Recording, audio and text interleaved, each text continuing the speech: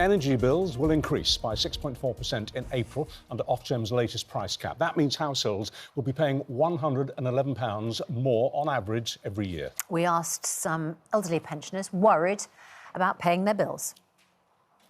I'm spending £96 a month, and I think it's far too high. I live in a one-bedroom flat. I have just an ordinary cooker.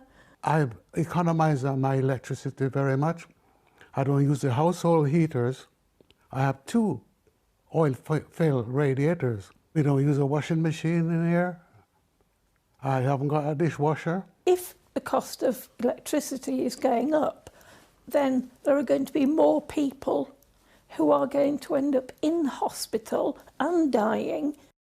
Home Secretary Yvette Cooper joins us now. Good morning to you. Those 3 friends no longer qualify for the winter fuel allowance, and OFGEM's just raised the price cap. What comfort can you give anybody struggling with their bills this morning?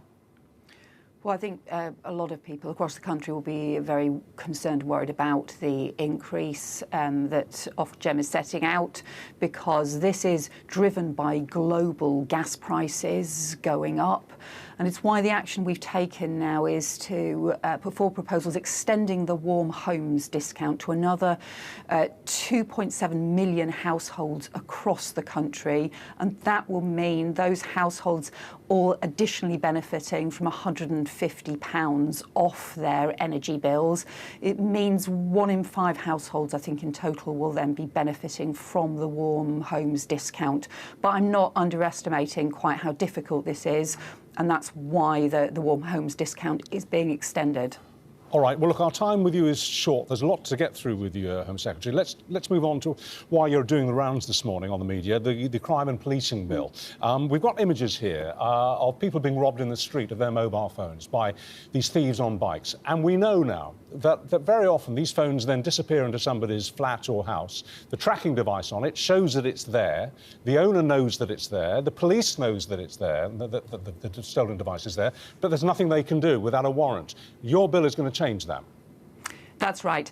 We need to make it easier for the police to be able to crack down on street theft, mobile phone theft. We've seen snatch theft increased by around 50% in the space of 2 years in the run-up to an election. That's why we must have a stronger action. It is incredibly frustrating for victims to say, do you know what, I know where my phone is, I know where my laptop is, I can track it, and nothing is done. So these powers, it's one of over 50 new powers as part of this crime and policing new bill we're bringing forward. This power will mean that the police won't need a warrant to be able to go into properties where there is electronic evidence that stolen goods are being held, so that we can crack down on this mobile phone theft. And can they force their way in if necessary? Can they kick the door down? So they will have the power of entry. So it means a lawful power of entry. It has to be signed off by an inspector. That's the right thing to be able to do, but they will be able to make entry into those properties. You are also introducing measures, really important measures, to crack down on knife crime, taking action on violence against women and girls. Just wanted to ask you about an issue that was raised yesterday. In fact, a woman who's a grandmother had made complaints about a Labour councillor, part of this now notorious Labour WhatsApp group, where a minister, in fact, had made pretty offensive comments about constituents and got suspended. She, in the wake of that, on a private, closed Facebook group, had made criticisms of a councillor and got a visit from 2 police officers on her doorstep. Now, police are under pressure. People in Greater Manchester say, why were those police knocking on her door and not out, tackling crimes like the ones we've just been talking about? What did you make of that? So I could certainly tell you that a case like that is not covered by any of the 50 measures that we're putting forward in the legislation. Our legislation is about particularly focusing around town centre crime, neighbourhood crimes, like the street theft, and also around the most serious violence of all. And that's what I've said to police forces across the country, that my clear priorities are around those kinds of neighbourhood crimes that are really crucial to building confidence, town centre crimes that are crucial to building confidence in communities, and alongside that, the most serious violence of all. That includes knife crime, violence against women and girls, those really dangerous crimes.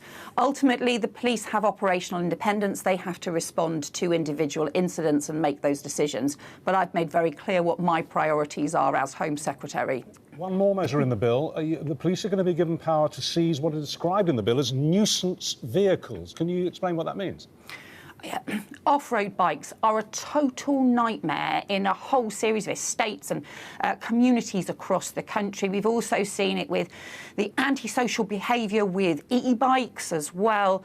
And at the moment, the police, well, they can seize the bike, but only if they've given someone a warning previously. Well, what's the chances of the same neighbourhood police officer spotting the same guy on the bike causing the same havoc a week later, knowing, oh, yeah, they gave him a warning already? Actually, we need them to be able to seize the bike straight away. It's not like 2-3 strikes and you're out. This has to be one strike, and the bike is gone off the streets if there's antisocial behaviour involved.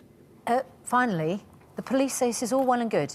They do not have the funding to do it. So we're increasing the funding for policing next year by up to £1.1 billion, and that includes £200 million, which is for increasing neighbourhood police, because we know that neighbourhood police has been massively cut over the last 14 years, and we've got to get those neighbourhood police back on the streets into communities and town centres. Of course, all budgets are tight for all organisations at the moment. We all recognise that, but we are increasing the investment in policing, and we'll work with the police to make sure they can get those neighbourhood police back on the beat. It's part of a commitment we've made for 13,000 more neighbourhood police officers and PCSOs on our streets over the next course of the next few years. Okay. All right, Home Secretary, we're out of time. Thank you very much for yours this morning.